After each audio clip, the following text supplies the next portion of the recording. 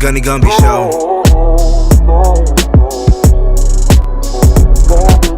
I can do it all, I will never fall. It's the Renaissance, you know that I got the mother sauce, man. You know I'm the boss, I know what it costs. Have you ever lost? I'm so versatile, yeah, I'm a Renaissance, man. I can do it all, I will never fall. It's the Renaissance, you know that I got the mother sauce, man. You know I'm the boss, I know what it costs. Have you ever lost? I'm so versatile, yeah, I'm a Renaissance, man.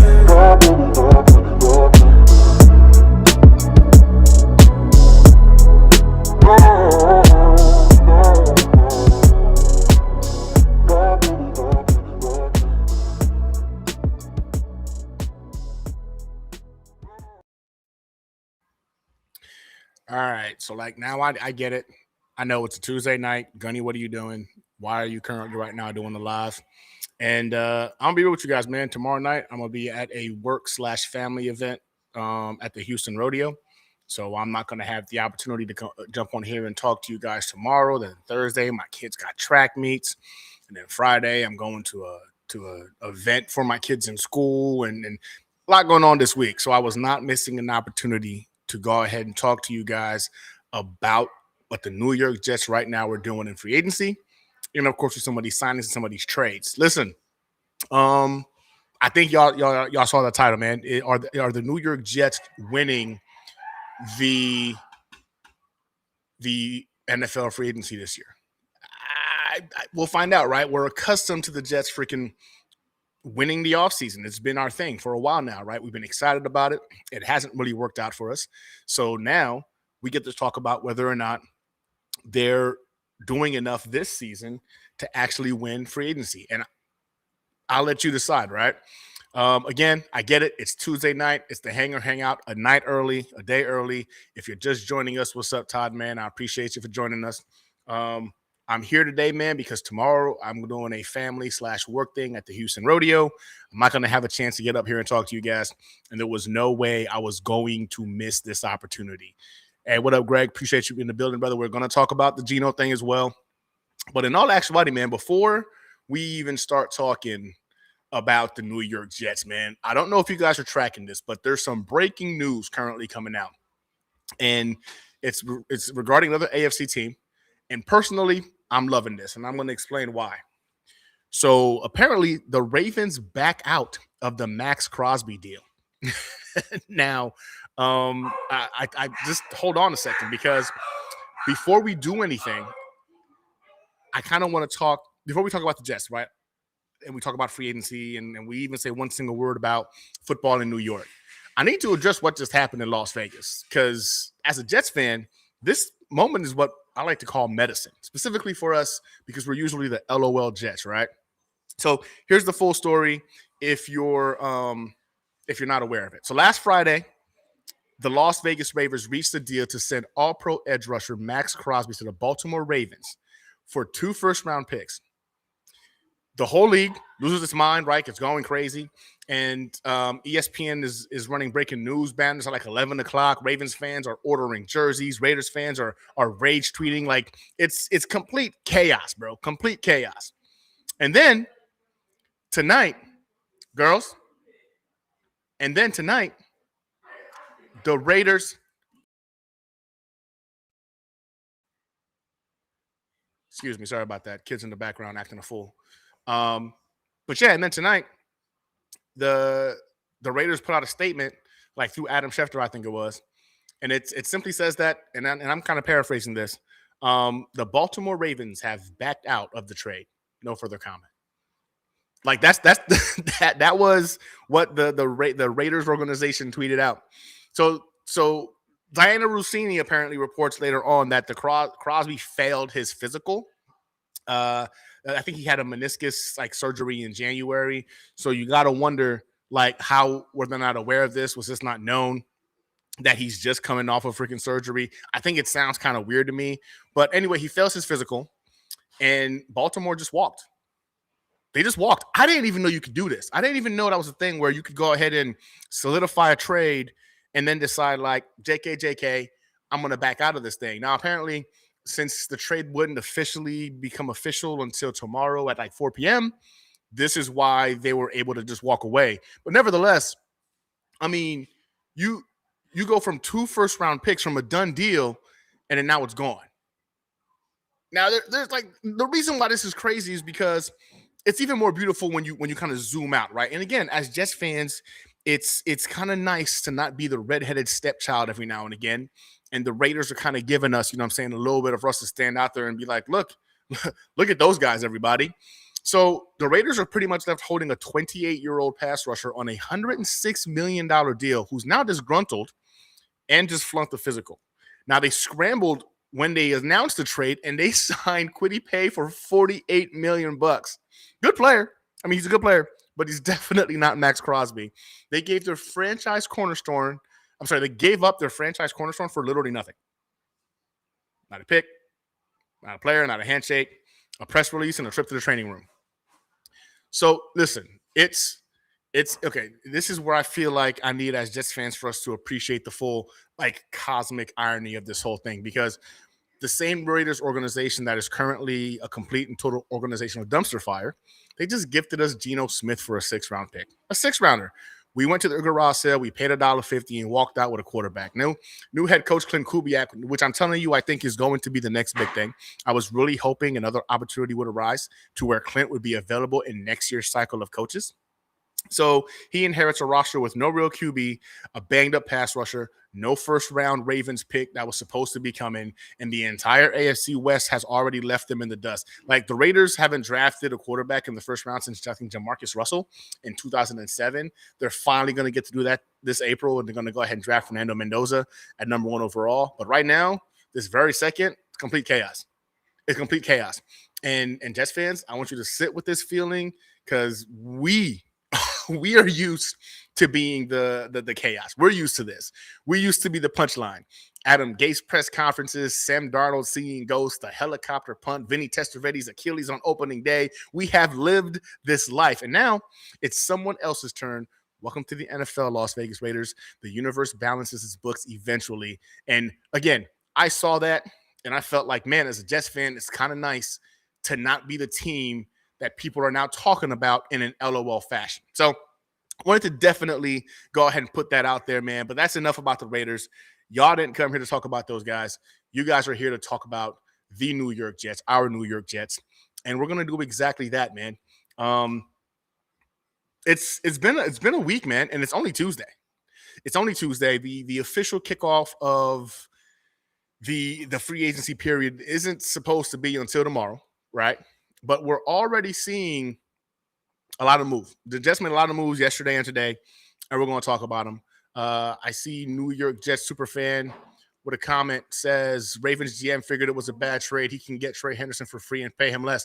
Honestly, it wouldn't surprise me, right, that they saw the opportunity, they saw the out, and they decided to go ahead and kind of take that. That does make sense. Again, the Ravens are a well-run organization, so this could be the case, right? They saw that freaking they can get Henderson out there for a lot cheaper, since honestly we haven't heard much about him. Keep him in the division. They already know the cat. So you get him for cheaper. You keep your first-round picks. Because when they made the trade to begin with, man, I don't know about y'all, but the Ravens don't usually make those kind of trades, right? You're giving up that many assets. So I was kind of surprised by it. But nevertheless, I understood the why. And you stand by that, right? Because you're trying to go ahead and attack this window now while you have Derrick Henry and you have the freaking Lamar Jackson. Again, you let Tyler Linderbaum go, which I thought was kind of weird. That the team is building. Why not? Anyway, I digress. But I think that's a good point, New York Jets super fan. I think he realized he has an opportunity now to go ahead and get a capable pass rusher. I'm not saying that freaking Henderson is Crosby, but he's capable. He's a really good pass rusher, and he's familiar with the freaking division, so that's always a plus. So I think that might have had something to do with it when they realized, like, hey, we can do this thing and still pretty much, like, you know what I'm saying, score a legitimate pass rusher. All right, so let's talk about the Jets, man. So, again, appreciate you guys, man. Welcome back to the Hangar Hangout. The situation report this week is obviously going to be the New York Jets free agency period. And I gotta put, hey, Greg, I appreciate you. Yes, Greg, we are not the laughing stock of the NFL today. I don't know what tomorrow's going to look like. Or what Thursday's going to look like. But today, New York Jets fans, we are not the laughing stock. And I'm not going to lie to you, man. You got to take these little wins when we can. All right, so I'm looking at what what we've seen today, right? And I'm not gonna lie to you, man. So in my opinion, I didn't have the New York Jets doing this well in terms of free agency. And when I say this well, I'm not saying like we've hit home runs or that we've changed the dynamic of what it means to be a New York Jet. Not what I'm saying at all. I'm saying that in terms of picks, I was really looking at slow rolling this thing with bringing in some individuals that are going to be assets or components to the future building block of this team and looking to build for next season, really. But if I'm being honest, man, there was some surprises. Listen, man, look, we're going to break down every single move the Jets have made in this offseason so far, including the trades, right? That's important. We're going to go deep on the Brian Thomas thing, man, because right now, Brian, BJT is on the table, and I'm kind of excited about that potentially being an option. Again, a component that you add to the team that I really believe is building towards, progress in the future. So I'm really loving that now he's all of a sudden being in the conversation. But we've got the Breece Hall franchise tag situation. We're going to unpack that. Breece doesn't seem to be very happy right now, right? Like it's one of those things where it's you don't want, and again, I think this is why some Jets fans are kind of like torn about giving this kid the money. Like he seems to want a lot, cry a lot, giving cryptic tweets like he did in regards to money being spent, etc. We'll talk about that too, man. And I think we've got some questions from members of the fire team that had asked me some questions last week that I couldn't get to, and I've seen us in comments talking back and forth. So we're going to call that the mailbag, and we're going to talk about those questions. I'm going to answer those as well, because I want to make sure I give my fire team members an opportunity to get their questions answered. So just grab a drink. We're going to be here for a little bit, man, so let's do this. So the New York Jets started off, I would say, with defensive tackle Devontae Sweat, right? So that was a trade from the Tennessee Titans. We get Sweat, and in exchange, they get Jermaine Johnson. Now, I wasn't a fan of this move when I heard it. I won't lie. It upset me a little bit because, again, I'm a fan of the team, and I think the emotional aspect of it, being a JJ fan, kind of took root, and I kind of bad-mouthed it early on. But then when you sit back and you're looking at how this team's direction might be going, JJ wasn't in the long-term plans for this team. As an adult in the room, I got to be honest, man, that might have been a win-win for both. I think the Titans might have gotten the better deal personally, because I do believe JJ, a year removed from that Achilles injury, is going to kind of bounce back to form to being a Pro Bowl edge rusher. But again, we get Devontae. So this is where our offseason started, and it immediately told you everything about what Aaron Glenn and Darren Muji are trying to build here. Because Jermaine Johnson, again, former first-round pick, someone the fans had real emotional investment in. Like, we love the kid. He gets shipped to Tennessee. And then we get Devontae Sweat, which is a 6'4", 310-pound nose tackle who is about as physically dominant inside as anyone in the league. Actually, I think he's bigger than that. I think he's 360 pounds, if I'm not mistaken.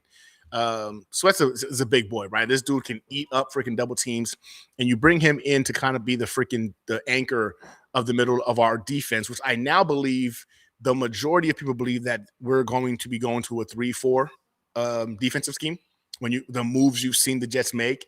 So he's only 24 years old. So automatically you're getting an improvement there because JJ was older, 26 going on 27. Again, coming back off of that major injury. He had an off year last year. And honestly, in terms of his skill set, it looks to me like more so that he's built for the Saleh system, right? So Saleh knows what he's getting in regards to JJ. We're getting a guy who I think is going to be a problem in terms of being in the middle and stopping the run and slowing things down. I see a lot more of you guys jumping in, man. What's going on, man? We got Angel Jimenez in the building, Greg in the building as well. We're going to talk about BTG today. My boy Tigo, what's good, brother, man? Hope you're doing great. Miguel Padilla, what's going on, brother? And then a couple more individuals, man. Are you happy? We're going to talk about that in regards to Geno Smith. I've got feelings about that one. To Cali life? Call life? Cali Familia starting? All right, I'm doing too much, man. This is tiny lettering on the screen. So what's up, man? Appreciate you for jumping in and chilling. All right, cool. We got J-Lag in the building as well. Todd, what's going on? Okay, cool. So Yeah, so they bring in Sweat, and Sweat to me, well, he's 24, 25 years old. He's like in prime developmental age for an interior lineman. Now his ceiling is still ahead of him, not behind him. So he gets to unite with Aaron Glenn, and he has the familiarity with the scheme, right? And I guess because he's familiar with it, you get to eliminate, the learning curve. Now, for me, the single biggest pro he brings to the table is that he's gonna fill the structural hole on the defense, right? This is gonna be a guy you bring in here because he's going to help you stop the run. He's going to help you impact the run game, and that's important. That's important. And I say that's important because the Jets were not really good at stopping the run last year. It was clearly a problem. So you bring in a guy right now who's been an impact in stopping the run, who's a big body you put in the middle of your defense. It's going to be a problem for offenses to go ahead and get those yards on the ground. And let's be honest, man. He's coming in here on a very team-friendly cap deal. He's still on his rookie deal. Last 2 years available to that. Again, Jermaine Johnson was on his last year of his rookie deal. We've got freaking Sweat for the last 2 years. He's going to cost us a couple $1,000,000. It's not a huge financial commitment. Giving up on JJ, though, to me is still a real cost because I believe that edge rushers are invaluable in today's NFL, right? Especially when you're talking about being in the AFC East, when you got guys like you got guys like freaking Josh Allen, and then you got freaking Drake May, and then now you just brought in Malik Willis. You got some mobile quarterbacks in your division that can go ahead and get yards with their legs. Jermaine Johnson was a guy that I felt like healthy Jermaine Johnson was an impact in being able to keep those freaking quarterbacks, those type of quarterbacks contained. So I feel like he still has real upside. I get it, man. 26, 27 years old. Maybe it's the homer in me that's talking. But Tennessee saw something in him, right? Freaking Saleh feels like he can work with this guy. Now, Sweat's production, we're gonna need to see like full scale. Now, the thing with Sweat is you're talking about a guy who's a 2-down lineman you'd bring into the building. Now, I know I've seen some tape in the tape that you're showing how he does have some skill sets and ability to get after the quarterback and pressure sets. I feel like we're going to need to see more from him because, again, you're giving up somebody who I think has a higher ceiling. It can Sweat elevate himself more so to be a 3-down lineman for the New York Jets? That's the question you got to ask yourself, man. We haven't really seen him carry that responsibility yet. And do you trust in this coaching staff to be able to get the best out of this kid?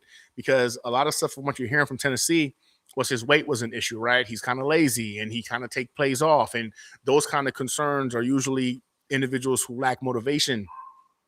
And for me, that's going to be something we're going to be putting a test on AG, right? Can AG actually coach this guy up, motivate this guy, and get them to show up on Sundays like they're like grown men? You're a grown man. You're getting paid to play the sport. Can you show up on Sundays consistently? I think we're going to get we're going to find out because AG now, you wanted this kid. He's here. We understand what he brings to the table. But what we're hearing about him has been predominantly about how lazy the guy is and how he's not really committed. Can you get the best out of this kid Sweat? So the good news is the cap impact is, again, it's rookie scale deal. Essentially, it's free from a cap standpoint. So I think it's a smart use of available assets, right, by Muji. I wouldn't say he actually got in terms of this trade. I originally said AG got freaking they got scammed pretty much with this trade. But again, in hindsight, when you're looking at it from 10,000 feet and you're trying to see the entire process, this makes sense for both teams. I will still give the slight edge to the freaking Tennessee Titans because, again, I think you're going to see Jermaine Johnson kind of come back. Again, a year removed from that surgery. I think you're going to see him kind of take another step forward in the right direction. So I think ultimately Tennessee got the better player, but we might have got the better scheme fit, right? So that's my thoughts on the first trade. And then we get another trade, I believe it was yesterday. Minkah Fitzpatrick, man. So this one, I've heard rumblings about the Jets making this move. Dom C had talked about it in one of our group chats with me, Tigo, Nick Shine, Buffalo Jets fan, man, Chaos. We've talked about this being a thing. I didn't realize, though, it was going to be this cheap to get Minkah Fitzpatrick. I was pleasantly surprised in what it cost us to get him in the building. Now, again, you get him, right? And I think it was a 2026 7th round pick we wound up giving up for him. But then you bring him into the building, man, and we give him an extension of his contract. It's 3 years, $40 million contract. And I think this is the move that like made the national media kind of take notice. This was our big acquisition of the offseason. A 7th round pick is all we gave up for him, man, for a 5-time Pro Bowl safety who finished last season tied for the league lead with actually last year he had 1 interception. Year before that he had 5 interceptions. So this is a guy who he's a ball hawk. He's a ball hawk, high IQ freaking safety. And we got him for a 7th, right? So I'll say this. Now, some will look at that and they think it's absolute highway robbery and that we just took advantage of the Dolphins, right? But again, the Dolphins are in a position where they're rebuilding. There's a lot going on with them trying to figure things out. They need cap space. They're about to eat a lot of dead cap with the release of Tua. Tyreek Hill potentially is getting released. They're trying to go ahead and create, they're trying to create money right now. So they're going to have to take some L's, letting go of some of their better players to do exactly that. But Minka's 29 years old. So, and the Jets, again, recorded 0 interceptions as a team last year. By the way, first time an NFL team has done that in history. We keep doing this to ourselves where we keep having these historical seasons in ways that we wish we didn't have historical seasons, but that just seems to be our story consistently. So, again, 0 interceptions last year. So a guy like Minkah Fitzpatrick, you know what I'm saying, with the history that he has in terms of getting to the ball, getting interceptions, and I get it, last year he only had the 1, but that 1 would have still be 1 more than the Jets had all season as a unit. Like, this is not just a signing. Like, this is like a surgical fix. Now, he's 29 years old, man. But remember, with Fitzpatrick, you're going to be getting an elite pedigree and consistent production across multiple seasons and systems. He's been here for a while now. He's been consistent in the league. He knows how to play football. Like, this is a guy you bring in, and he could immediately be the leader of your defense because he understands this game. He's not going to be surprised by much. He's seen a lot of football. So you're getting a guy that's got that high IQ, that experience. And again, 29 years old, he's in his prime. This is it. Like, this is the back end of his prime. And another pro with him too. I think he was like 90 in the 95th percentile with tackling efficiency. And again, in our secondary that had a historically bad missed tackle rates last year, this addresses another critical problem directly by bringing in a guy like Fitzpatrick. So the trade cost was basically nothing, really. We're talking about a 7th round pick. So another freaking pro, in my opinion. You paid lottery ticket money for a proven Pro Bowler. Now, again, I got to be honest with you, man. The only time I've looked at this now was when we talked about the extension we gave him. 3 years, $40 million. Now he's 29 years old. He'll be 30 in season. But over that 3-year deal means he'll be, 32, 33? At the end of it. NFL safeties tend to age very quickly after they turn 30. That's just the name of the game. At 30 years old, man, it's just like they just start to decline gradually or quickly even. The back end of this deal, I think, does carry a lot of risk. Now, if he does what you're bringing him in here to do, right? And I think Kel just said it beautifully, right? Culture and veteran leadership was the goal, along with some young bulls to bring along. Go Jets. So you get that culture and leadership component with a guy like freaking Fitzpatrick. That's here. You're not denying that. And we're going to talk about Demario Davis as well, because I think them bringing those 2 proven stud veterans into the building, even if some would argue that they're past their prime, right? You're still getting guys who can help. We had one of the youngest rosters in the NFL last year. I think it was the youngest defense, if I'm not mistaken, but one of the youngest rosters in the NFL last year. And it showed on Sundays. There was a lot of inexperience there. These guys just seemed like they didn't have direction. And by bringing in these 2 individuals, you've now, again, showcased. I'll give AG and Muji this. They've showed us that they understood that the youth element put us at a disadvantage last year, and they addressed it with proven guys who seem excited to be here. Remember, Fitzpatrick is a freaking Jersey guy, right? He's just coming home. He's a Jersey guy.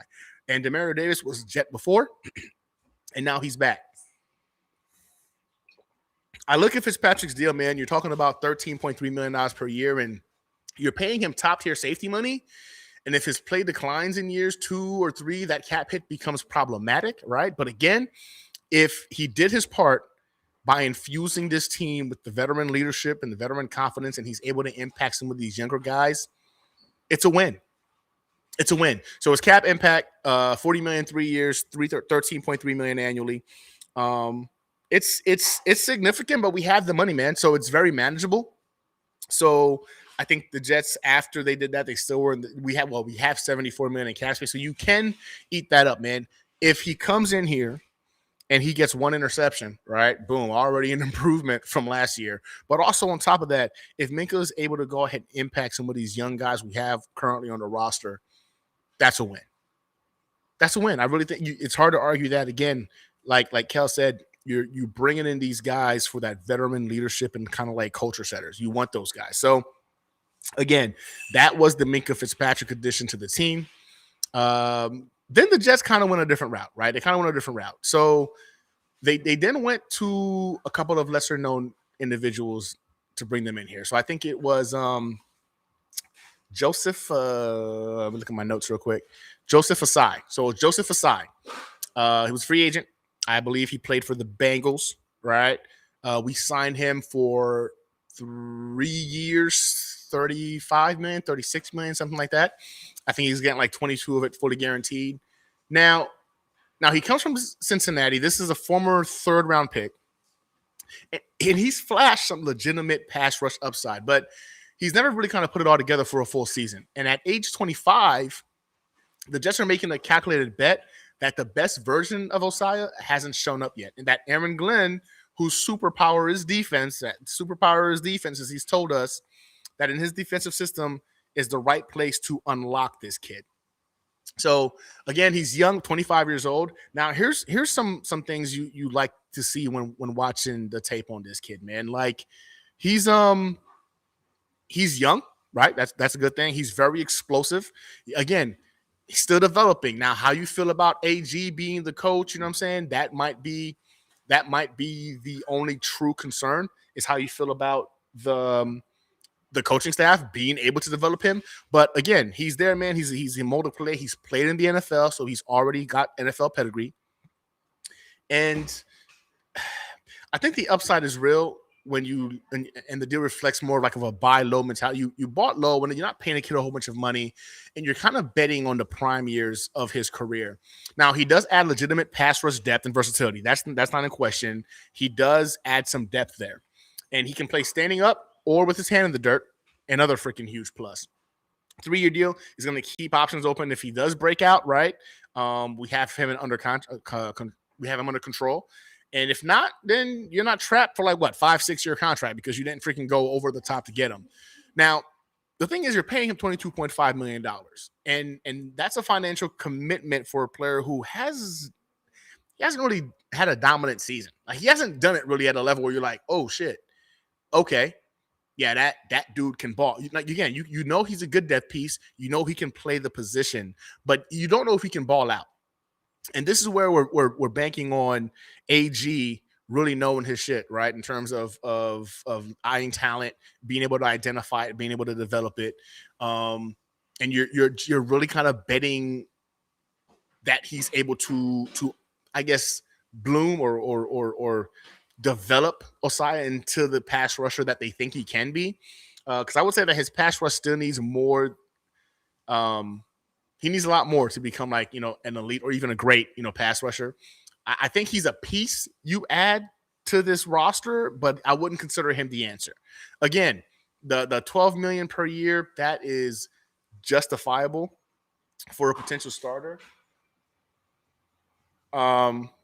The guarantee carries some risk, I would say, right? But again, you're betting that his best years are ahead of him, and you can't be mad at that because he's a nice depth piece to add, and you're adding some filler, so to speak, on that defensive line. So the next guy I wanted to talk to you guys about, man, is this is a guy we all know, man, Demario Davis. Demario Davis, man, free agent. This is now his third or second or third stint with the New York Jets. I could be wrong. It could be the second, but I'm my gut's telling me it's his third. If I'm wrong, somebody in the chat, let me know. Will this be Demario Davis's third stint with the Jets, or is it the second? Am I tripping? It's just two, but let me know in the chat.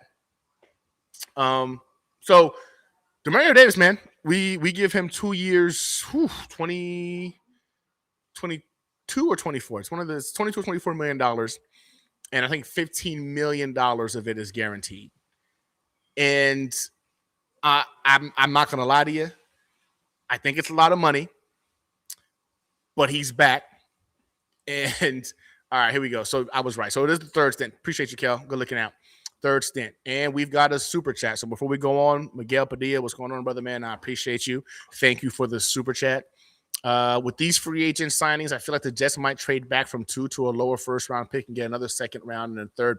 Yeah, I do believe that these free agent signings are now they're offering flexibility to the Jets. 100%, Miguel. I think this is going to kind of change the dynamic of what we do with those later picks. Now, again, the first pick, it's either going to be Arvell Reese or Sonny Styles. I don't think that's in question.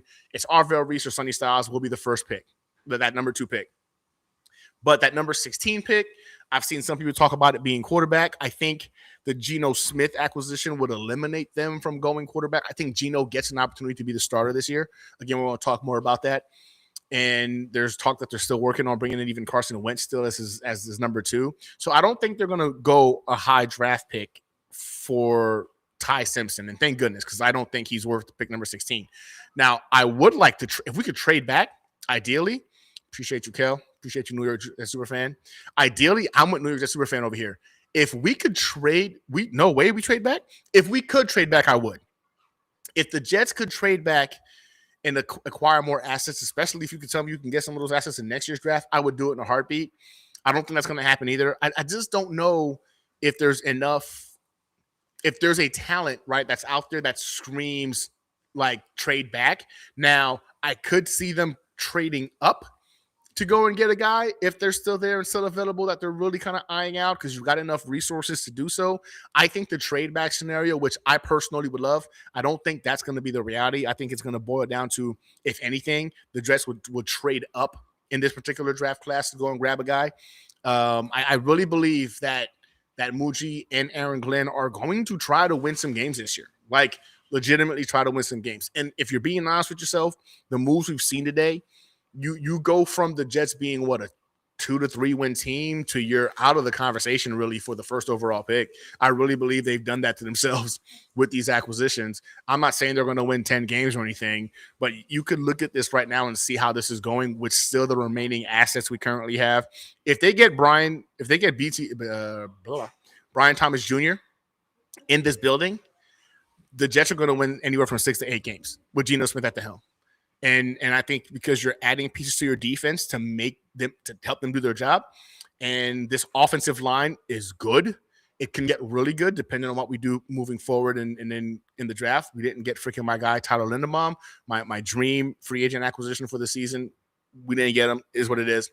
But the Jets can really put themselves in a situation to where we're depending on the Colts or the freaking Cowboys or the Packers to really suck next year to get that first overall pick to go get our quarterback, or we're going to have to trade multiple assets to move up and go get our quarterback. The good news is Jets have the assets to do it. The bad news is I would rather put those assets, around our franchise quarterback next year, given the opportunity. So time will tell. But yeah, I'm with you, New York Jets super fan. I don't think we actually trade back, although I would love that if that was the case. I think we wind up trading up. All right. So with the Demario Davis thing, man. So he's back, man. And now listen, I get it, man. Some of you are on the same page as me. He's 37 years old. And now you're right. He's 37 years old. But let me tell you why Aaron Glenn paid $22 million to bring him back anyway. So at age 37, Glenn didn't just coach Demario Davis in New Orleans. He called him one of the best leaders he has ever been around. His words. In his entire coaching career, one of the best leaders he has ever been around. And 3 seasons, that's not, I think, PR speak. I think he's legitimately being honest. I think he's legitimately being honest. What's up, retired 80 already? You've been reading my chats. Totally agree. Yeah, I've been trying to go ahead and read some and whatnot, comment on it. As I'm trying to do both, make sure I'm answering any questions or pointing out any comments you guys are bringing in regards to some of these free agents. So I appreciate you. we can be contenders if we draft properly. I don't think I'm there yet. Retired 80 already. I don't know if I would say we're contenders, but I do think that you create a ridiculous foundation for next year, and you've got to find a way to get your franchise quarterback next year. We don't have that guy.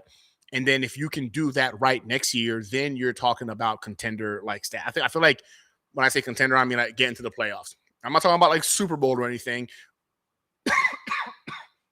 but get into the playoffs. But yeah, so getting back to D Davis, man. So I think so that's the head coach in regards to AG talking about Demario Davis, and he's been around the league for decades telling you this, and I think that matters. And in ways that like the stat sheet can't really show it. And that's not to say that Demario Davis ain't a baller. He's a baller. But that matters that he feels that good. Now, the majority of us, we all thought he was going to bring in Alex Mangagione, or whatever the heck his name was, from the Lions, right? He was supposed to be the guy. And he went, I think, to the Cardinals or something. He went somewhere else. And it doesn't look like the Jets had made a serious offer to him. I couldn't find anything that says that. So then you start to wonder, was really like, was Demario Davis the guy that he wanted this whole time? The guy he wanted to be the captain of his defense this whole time, when we all thought it was going to be Alex? So again, there's a lot of pros to like about Demario, man. So second, among all off-ball linebackers and run tackles for loss and no gains last season, like he was second. He was second. He's the second linebacker amongst all of them. The man still thumps, bro. Like, he's built different to me. I don't understand how you're at his big age are able to move the way he moves. He plays football with the physicality and actually the speed and agility that he does.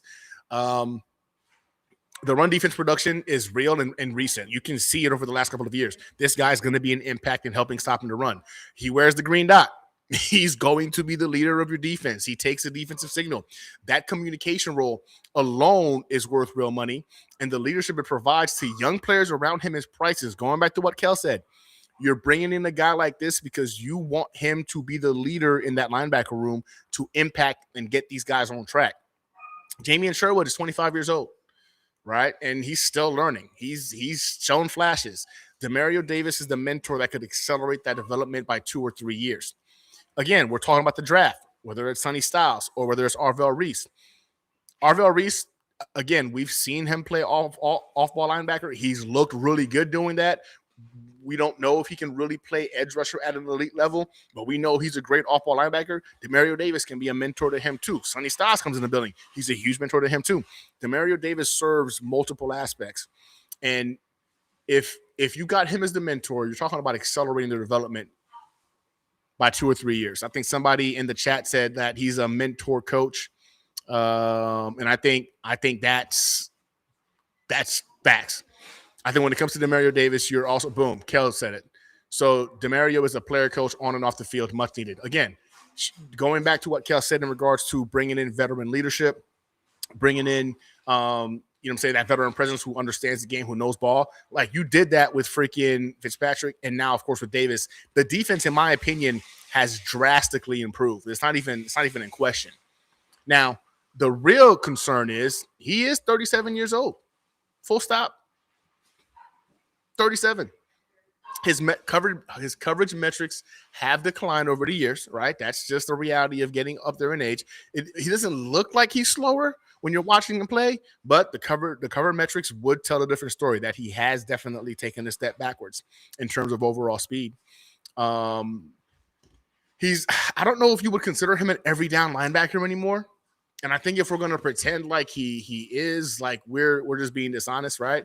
So you look at him, and he's not going to give you, the tempo of play he's done when he was younger. He's 37 years old. Like, that actually matters in this case. He's 37. $15 million in guarantees, man, for a player at his age, I think is a real risk if he breaks down. And I say that because it just seems like players come to the Jets and the injuries start compounding. Again, we know the history of that MetLife turf. It's a real problem.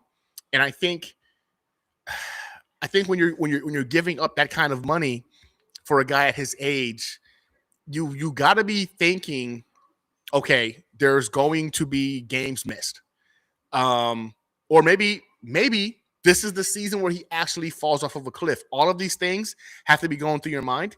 And again, I think he still brings value in terms of being a leader and that veteran presence. But again, man, $15 million in guaranteed money, it's a lot. It's a lot. So his cap impact, I believe, is about $11 million per year. And I guess at this point, you're really just kind of paying him for run defense, communication, and his leadership, right? I don't know if you want to really have him doing much in terms of coverage, if you want to go ahead and hold him up, maintain him. And again, man, 2 years, I don't know, man. If he stays healthy, it works. It does. If he stays healthy, fine, it works. He does what you brought him in this building to do. If not, it hurts. Like, if he doesn't stay healthy, it hurts. Now, for me, what's up, Jersey for Hawks? Appreciate you, man, for coming to the Hangout to hang out with us. I like what JC says, man. Listen, I want Sonny Styles. I want Sonny Styles at 2. Like I do. Like that. He's literally climbed up to the top of. I loved him before the combine. I really love this kid now, man. I think what you can do with him, this dude's going to be a problem in the NFL.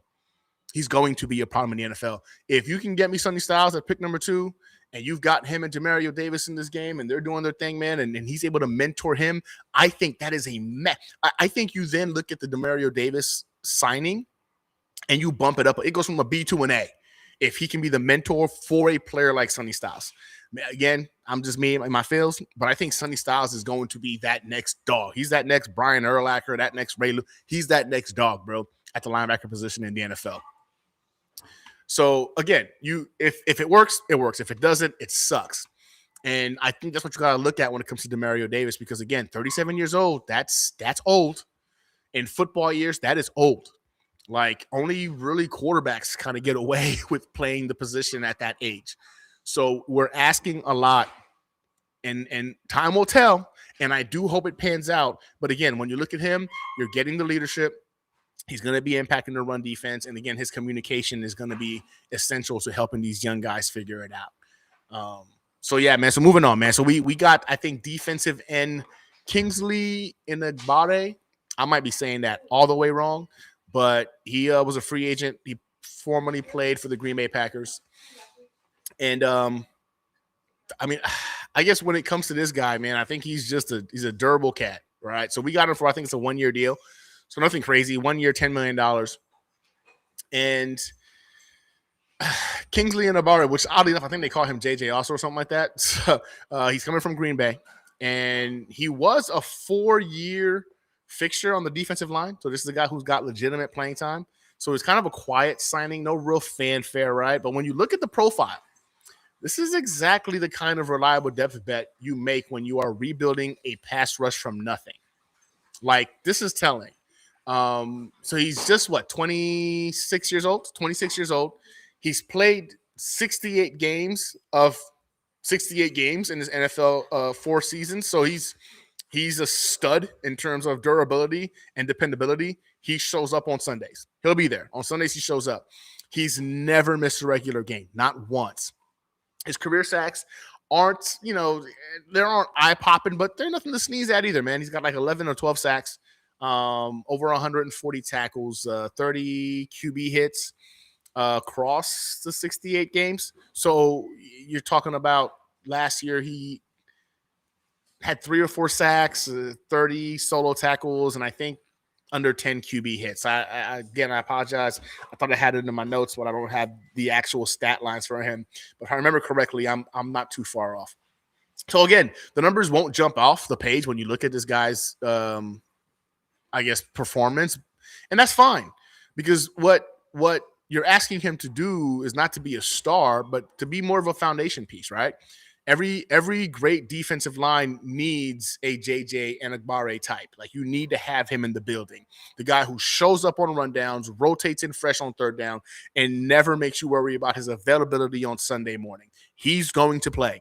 He's that guy, man. He's an Iron Man. So again, 60 out of 68 games in 4 years in the league where injury is the great equalizer. Durability has enormous value. Enormous value. It really does, especially on the line being rebuilt from scratch like ours is currently right now. He had 44 run stops over the last 2 seasons also, combined. Not like individual seasons, like combined. So I think we were like 28 28th or 29th, I think it was, in run defense last year. So this, again, another addition that directly fixes that. You know what I'm saying? Like, again, it's a 1-year deal too. We're not committing to him long term. It's a 1-year deal. It's more like he auditions for a bigger role or you move on. Zero downside risk, really, and he adds some much needed depth. Again, a guy who's going to show up on Sundays. Now, if you're a big believer in like typing in his name and then pulling up PFF grade, I think his PFF rush grade was like a 58 or a 56. I might be flipping those, 58 or 56 in 2025. So it's below average amongst edge rushers. And he's a rotational and rundown specialist. I don't think you feature him as an edge rusher, right? So again, this is why I think Arvell Reese is going to be the pick, because you're looking for somebody you can depend on to get after the quarterback on every down. And Will McDonald being on the other side, you bring in Arvell Reese to, I guess, both of them speed rush and get to the quarterback. Somebody told me that, yeah, you still pay $10 million for him and that he's just a depth piece. I guess I personally think it's fair. I wouldn't say it's cheap, but again, we're the Jets. We're going to pay a tax no matter what. He was a free agent and we got to pay the tax to go ahead and bring him in. But you're paying for the guy's reliability, not necessarily his ceiling. Now, if he's able to go ahead and be reliable and then achieve, another level, that's a huge win. At the end of the day, man, it's $10 million for 1 year. So it's going to be Enigbare alongside of Osaya. Gives us really two functional edge rushers before the draft adds the top end talent that we still look at that exactly as is, right? This is a functional addition. You're adding a depth piece, somebody who's going to be impacting the run, and again, a guy who's going to show up on Sundays. We don't have the dog yet in terms of the edge rusher. I think the Jets are kind of doing this the smart way in regards to adding depth pieces. You're adding structure, and you're going to go get your studs in this draft class. You've got the assets to do it. That's when you go do it. We added another guy, too. There was another defensive tackle. Oh, my gosh. Bear with me, guys. There was a defensive David Onyemata from the Falcons. David O. I'm going to call him David O. I'm butchering that freaking name. I know I am. David O. from the Falcons. And if I'm not mistaken, he's – hold on. I need to do better with keeping notes during these podcasts when I'm going over this many individual details. All right. So I think the deal was for one year, $10 million, I think it is. Like maybe – I think it's fully guaranteed, $10 million. I think he's one of the more like quietly fascinating sightings so far of the offseason. Now he's older.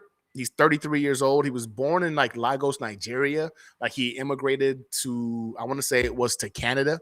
Discovered football like in college at the University of Mana something. And he got drafted in the 4th round by the Saints in 2016. So he's already had a relationship with Aaron Glenn. And he's been one of the more underrated interior linemen in football ever since. Like he hasn't been like a stud. He's not a star, but he's a football player. And he's in New York now, and he's reuniting now with Aaron Glenn. Because again, Glenn was on that the coaching staff of the Saints when he was drafted. So again, some overlap there. But yeah, when you think about him, his career stat line, again, it doesn't really pop off. It doesn't really jump off the page, right? So you look at his details, career stats. I think he had 154 games, 31 sacks, 401 tackles, 49 tackles for loss, 86 QB hits. I think he had a 78.2 PFF grade last year, which was the 8th best among all interior defensive linemen out of 134 qualifiers. This guy can tackle. He don't miss. I think he accounted for 2 or 3 missed tackles all season. And he's got like a 4% or a just under 5% like missed tackle rate, which was like top 5 among D tackles with 500 plus snaps. You read it there? It was like 5%, top 500. That's how I remember that stat line.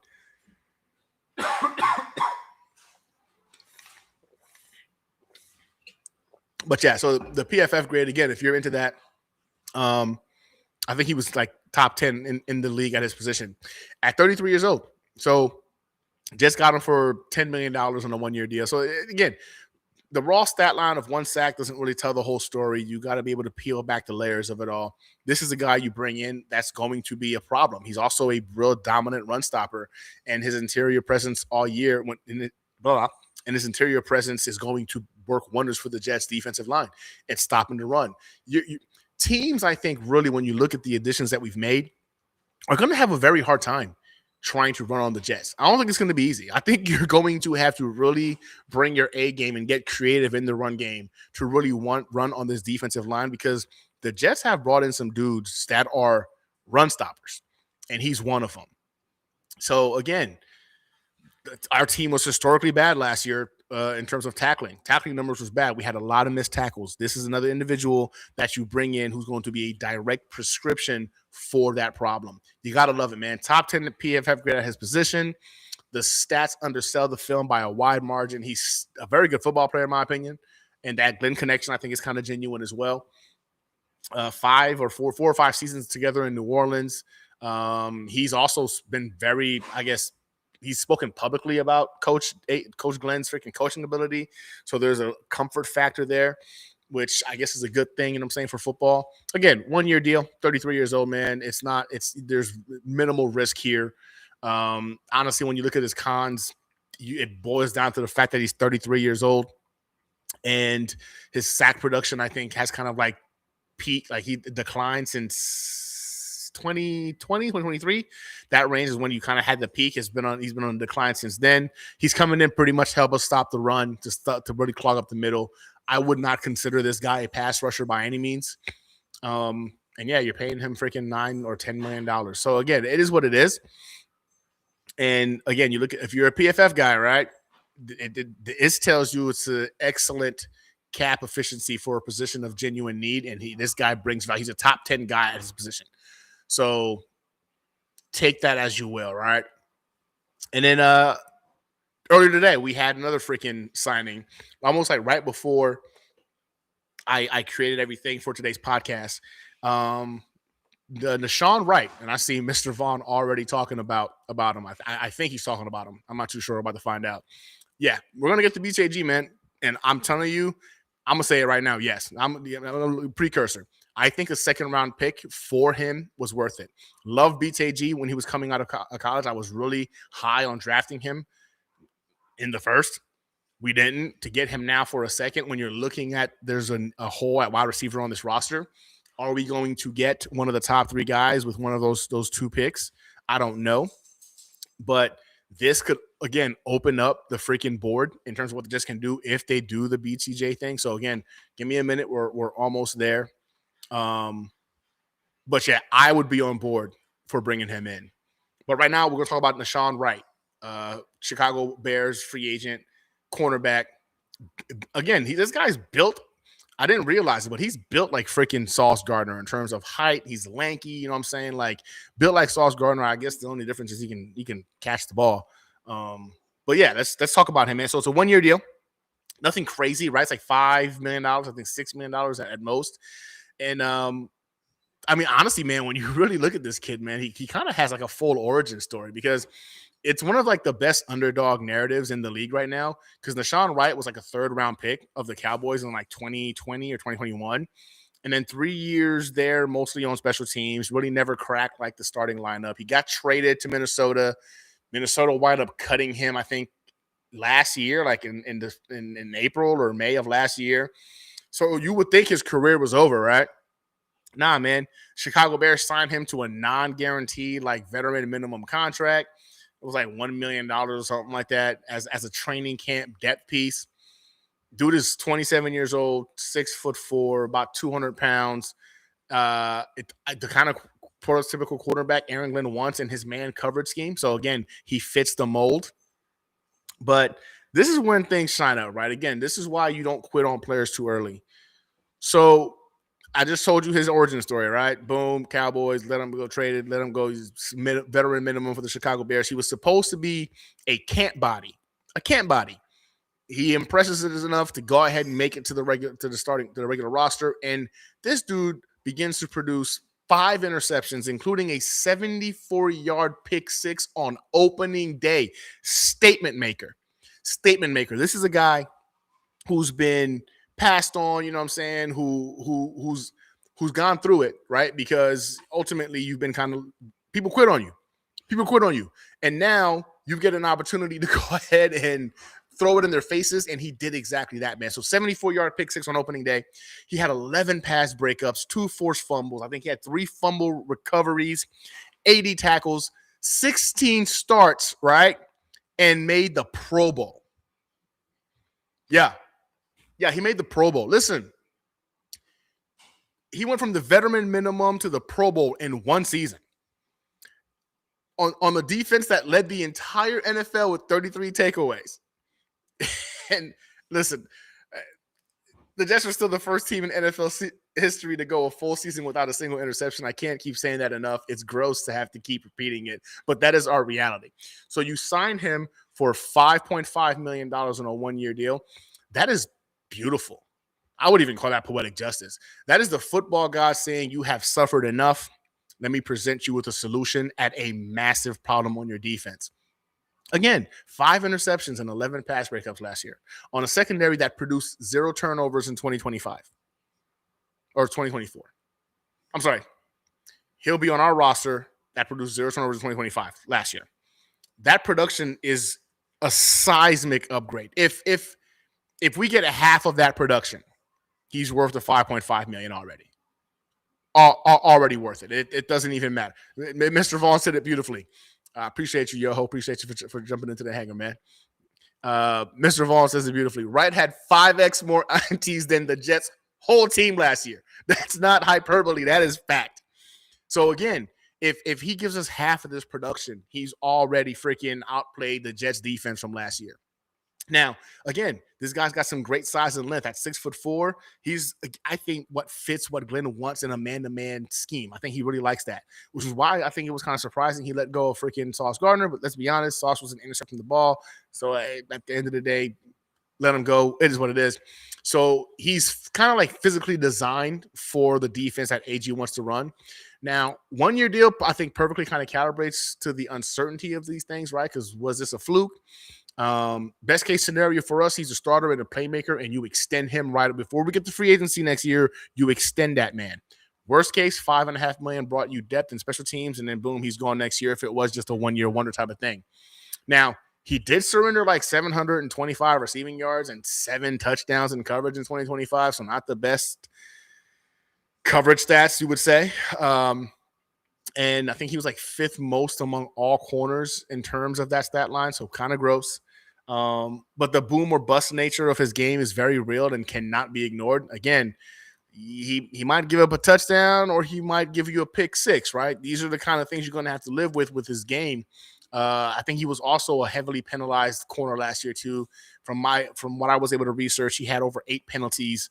And you're still thinking, is this a one-year wonder type of thing? So there's not 100% confidence there that this guy is going to explode or the trajectory is going upwards.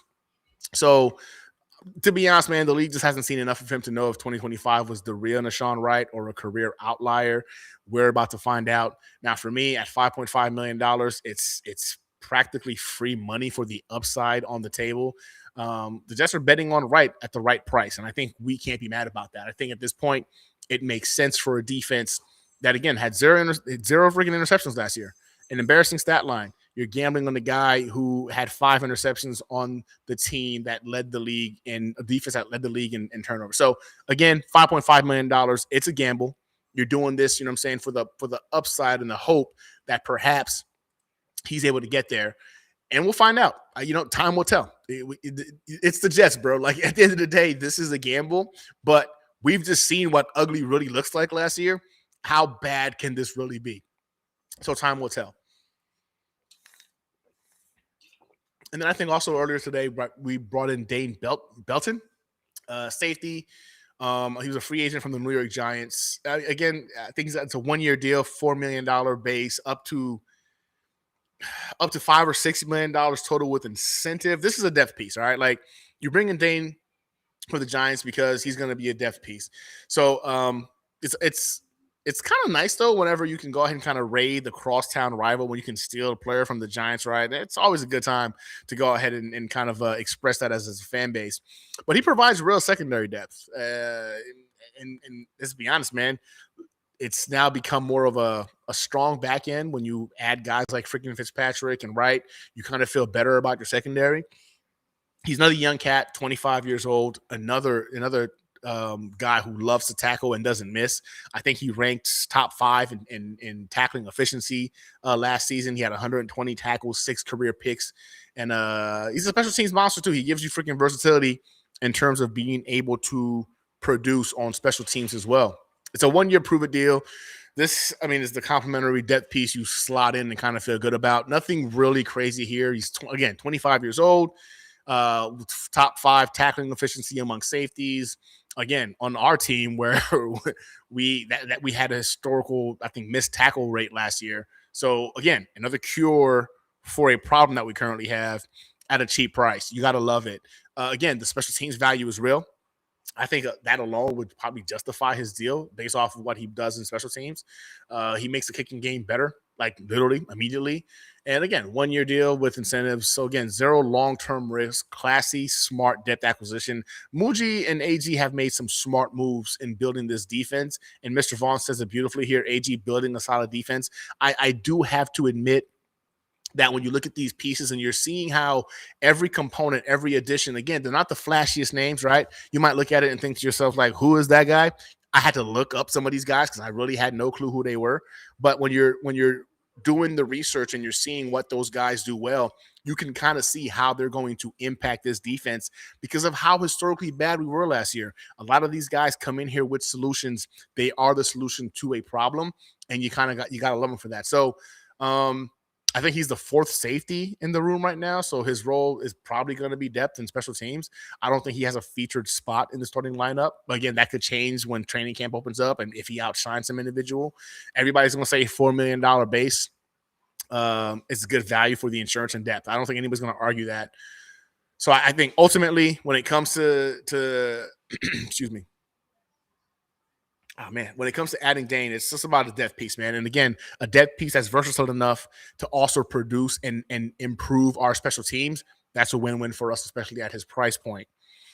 But let's talk about the big one. Now we're here. We're going to talk about the big acquisition of the day for the New York Jets. Now, I know this is going to go ahead and some people are going to look at this and it's going to be LOL Jets. I can't believe, we're doing this thing full circle. Like, what do we think? I understand some people look at this and they don't like it. Some people love it. Some people are neutral. I think I'm in the neutral sense because I don't think he's a franchise guy, right? So we're talking about Geno Smith. So Geno Smith, in case you weren't aware, the New York Jets traded Las Vegas Raiders for Geno Smith, and that trade I don't think is going to come back. I'm pretty positive that's going to be finalized. I don't think there's any issues with Geno Smith's freaking physical, right? So I think he'll be good. So the Jets trade a 2026 6th-round pick to the Raiders for Geno Smith and a 2027 7th-round pick, and the Raiders are going to absorb nearly all of the salary. Like we're getting Geno for like $3 million, like the veteran minimum. Or less than the veteran minimum for the season. So you're getting your bridge quarterback for the year, who's a guy, if we're being honest, has performed better than any quarterback we've had behind center in his tenure in the NFL. I have a hard time looking at this and thinking like the Jets didn't improve with the acquisition of Geno Smith. Now, I'll tell you this. I'm not a fan of Geno Smith. I wouldn't say I hate him. I'm indifferent when it comes to Geno. I don't think he's a great quarterback. I don't even know if I think he's a good quarterback. Could he be an average NFL quarterback? Yeah, I could see him in that 24th to 32nd range as being. And you're an NFL quarterback. You rate somewhere along that line. So when you. Man, this is tough. I know some of you have complicated feelings about Geno Smith. I know that 2015 locker room incident lives rent-free in a certain percentage of this fan base. I get it. I really do. But let's talk about what this actually is, because context is everything. So at 35 years old, he is in fact a bridge quarterback. Like there's no other way to look at this, but Geno Smith is a cheap bridge quarterback that can still play quarterback at the NFL level. Now, I would call him a professional placeholder. The Raiders are paying most of his salary. He's coming in here for near the league minimum from our perspective, right? The Jets are preparing to draft a quarterback next year. I hope it's not this year.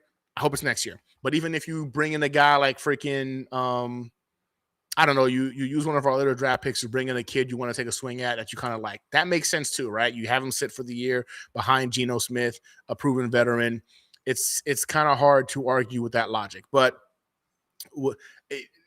it's probably going to be somebody that they wind up getting on a day 2 pick. So anyway, what Geno does for us as a fan base is he buys us time. Geno buys us time. Coming into this season, the options were extremely limited. We've talked about this. You've seen podcasts or podcasts, freaking NFL Network. The options were limited.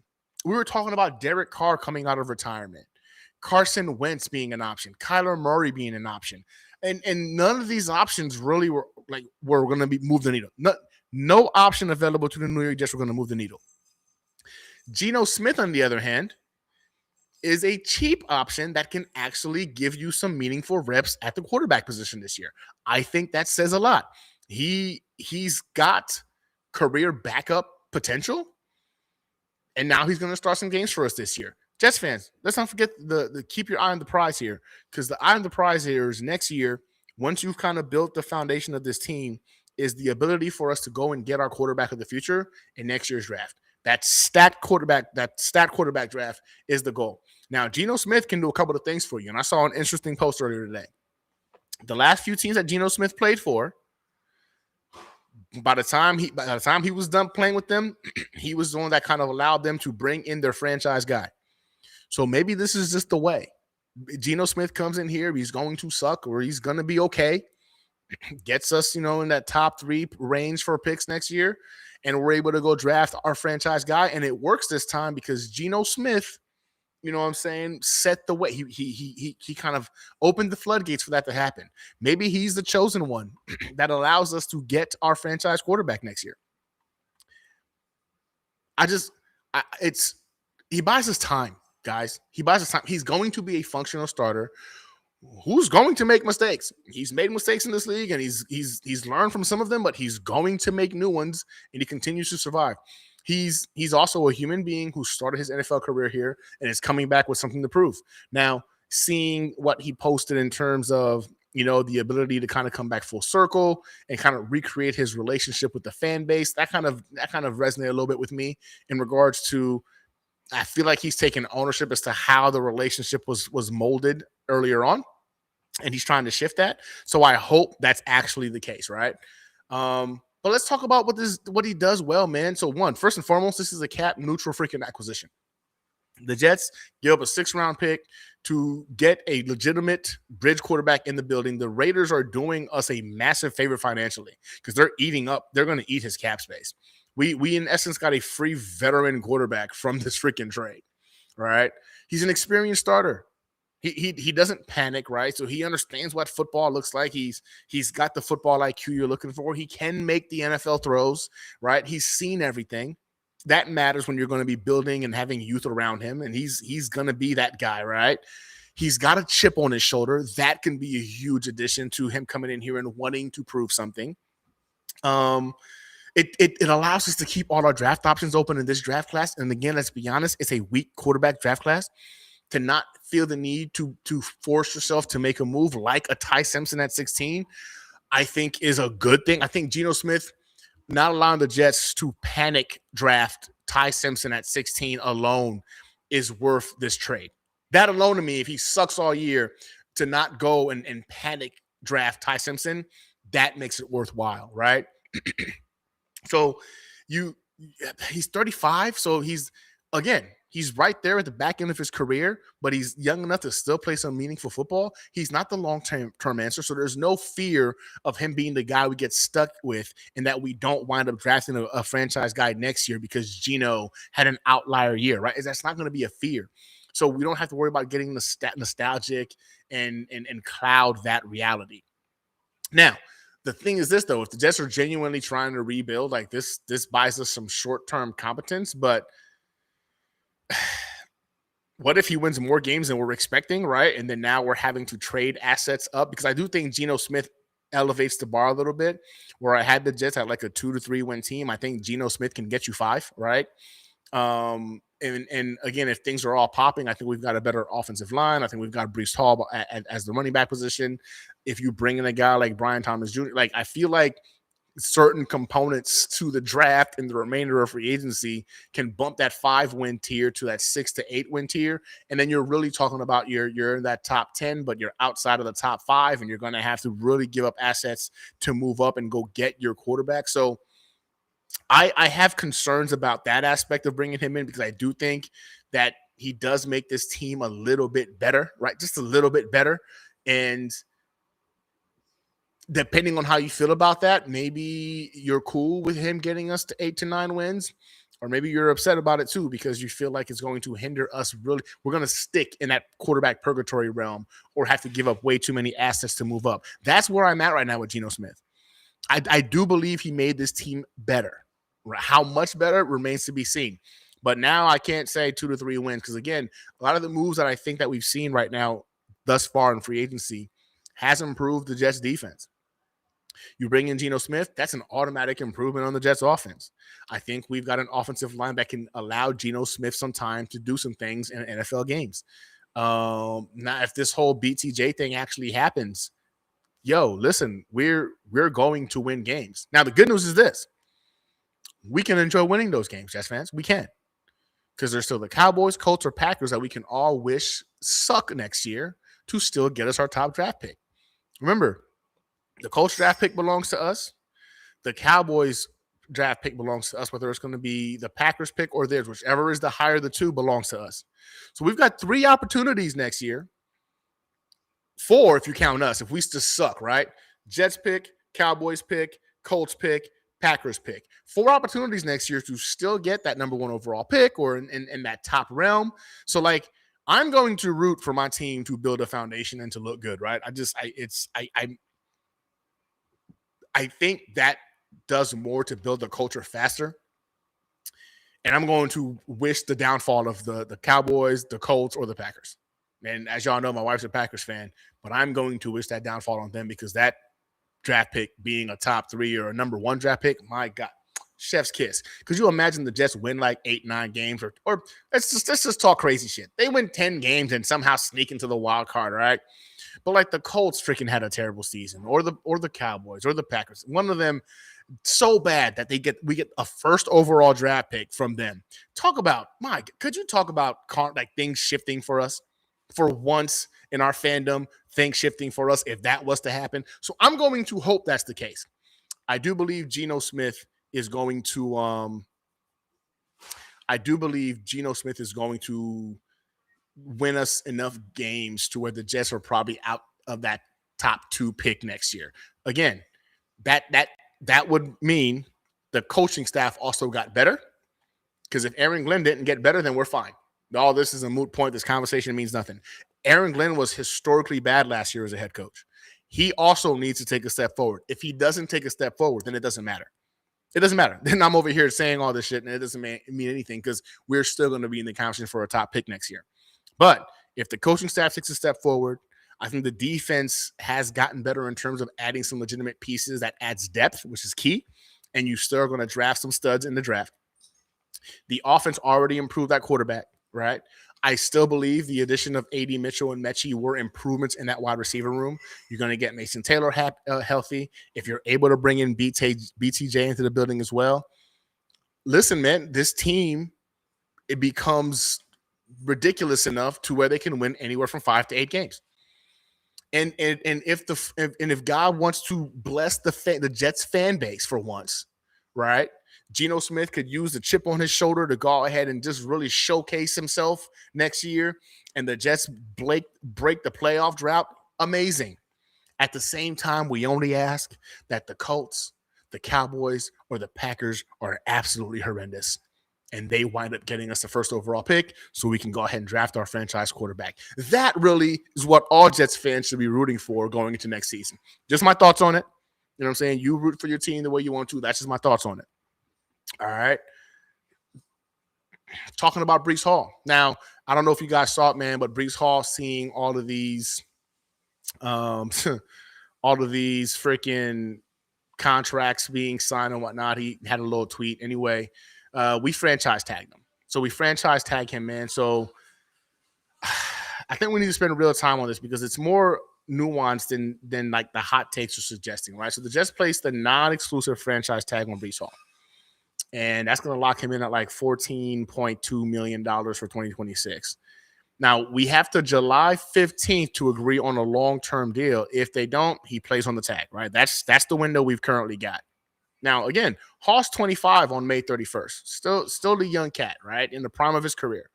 Had his best season last year in terms of career high for rushing yards at 1,065 rushing yards. First Jets back to do that since Chris Ivory back in 2015. My goodness, man.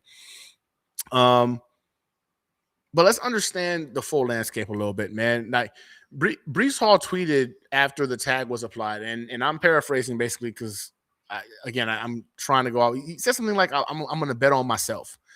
Multiple crying, laughing emojis, and honestly, it's hard to not understand where he's coming from, man. This dude has been a consistent right aspect to the team that's been really, really bad.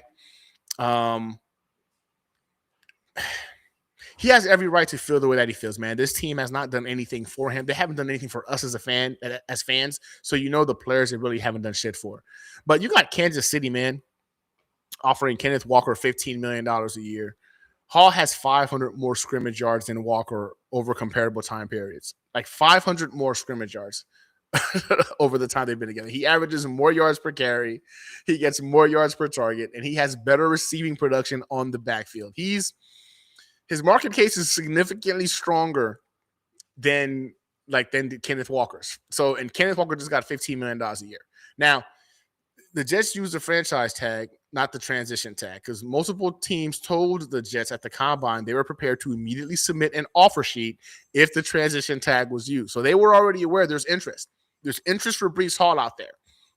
The transition tag only gives you the right of first refusal. So no compensation if you let him walk. So you lose them for nothing pretty much. So the franchise tag, any team that signs him away owes the Jets 2 first-round picks. That is prohibitive price for a running back. No one's going to do it. Effectively makes him unmovable without the Jets' blessing. That's the reason why they go this route, right? Because Breece Hall garnered interest. Again, the transition tag would have allowed him to move on because you only have the right to first refusal. And these teams were already talking about big bucks to get Breece Hall in the building.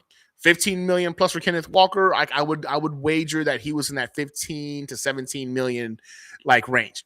And I don't know if the Jets really want to do that. So again, this is why we use the franchise tag. Now, what does a long-term deal really look like?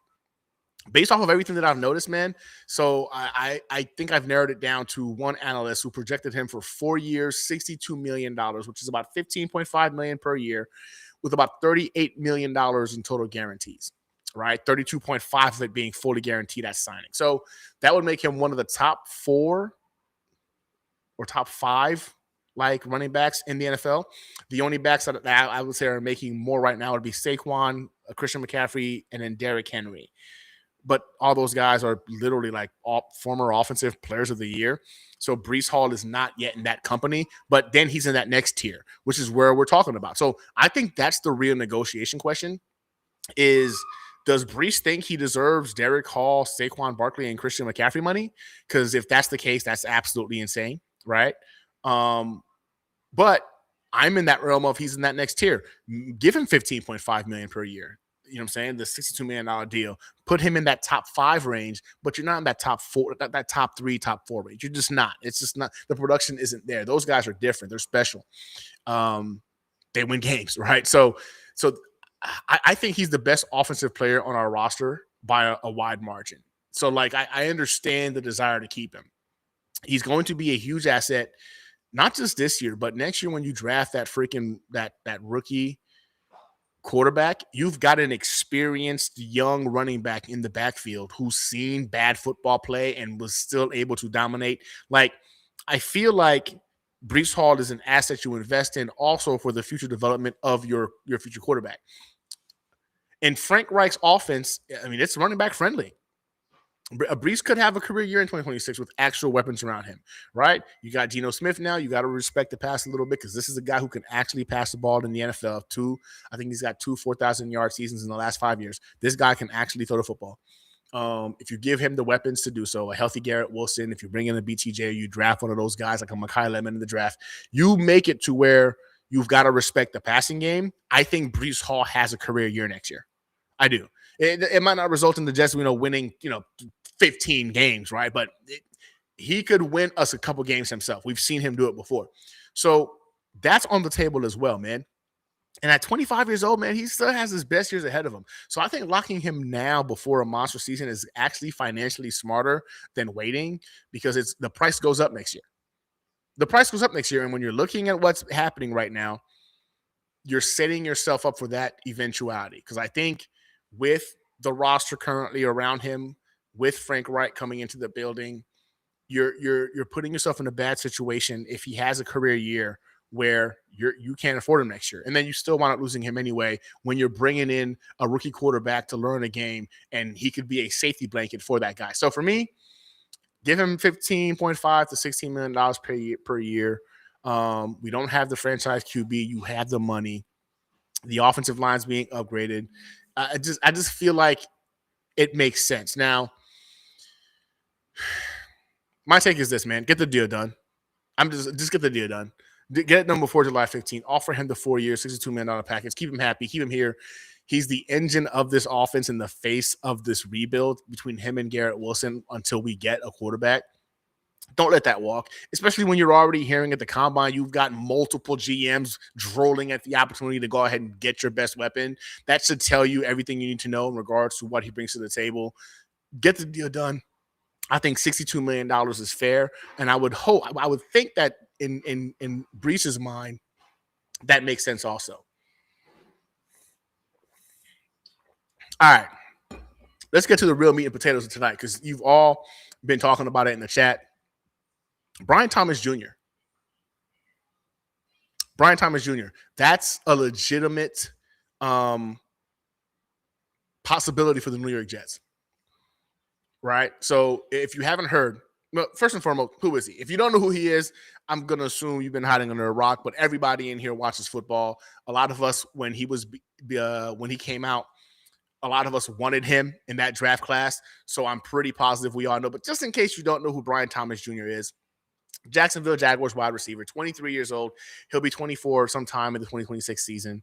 He was a 23rd overall pick in 2024. Currently on his rookie deal, I think just 4 years, $14.3 million, right? His cap hit would be like $2 million. You still have the 5th-year option decision, you know what I'm saying, at your disposal. He was the 2024 rookie. I'm sorry, his 2024 rookie year.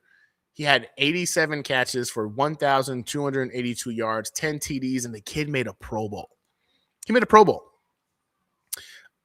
I think he was like one of only 4 rookies since like 1970 with 1,200 yards and 10 plus TDs. He did that in 2024, man. 2025 took a little bit of a decline, right? 48 catches, 707 yards, 2 TDs in 14 games. Led the NFL with 10 drops. I don't know what happened to him. He did look weird last year. He didn't look like the same BTJ we've seen in college and again saw in the NFL. So for me, the reports are that the Jaguars are asking for a 2nd-round pick or potentially a late 2nd and a 3rd-round combination to bring in Brian Thomas Jr. Again, he's 23 years old. Honestly, that's the entire argument in one sentence. You're buying a player before his prime, not at it. Everything else the Jets have done this offseason has been prime or post-prime talent. I think BTJ is different. That contract is ridiculously cheap. $2.1 million in 2026 would make him the 76th highest paid receiver in the NFL. You are getting potential wide receiver 1 for wide receiver 3 money. The 5th-year option gives you additional control. Like, that is absolutely insane. Absolutely insane. So for me, I think it boils down to this. No, not right now. Yes, please. Sorry about that. For me, it boils down to this, right? So you look at the 2024 tape, and that's real.